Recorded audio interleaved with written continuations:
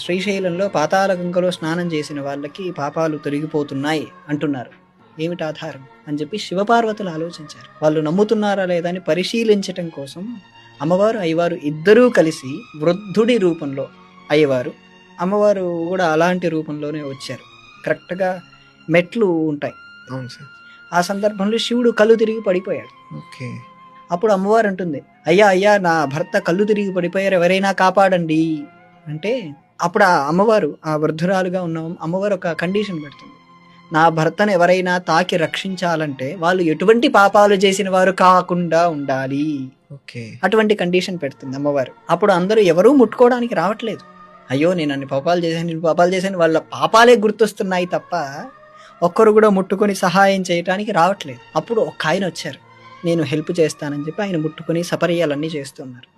చేస్తుంటే, అయ్యా నీకు నువ్వేం పాపాలు చేయలేదంటే, చేశాను, ఇప్పుడే స్నానం చేశాను, పూర్తిగా తొలగిపోయాయి, పాతాళ గంగలో స్నానం ఆచరించాను, నేను ఆచరించాను, ఆ పూర్తి స్థాయి పాపాలు పోయాయి. ఓకే. అప్పుడు శివుడు వారికి దర్శనం ఇచ్చారు. వాళ్ళిద్దరికి శివుడు మళ్ళీ తన రూపాన్ని మార్చుకున్నారు. అలా మన నమ్మకం అద్భుతంగా ఉండాలి, విశ్వాసం పూర్తి స్థాయిలో ఉండాలి.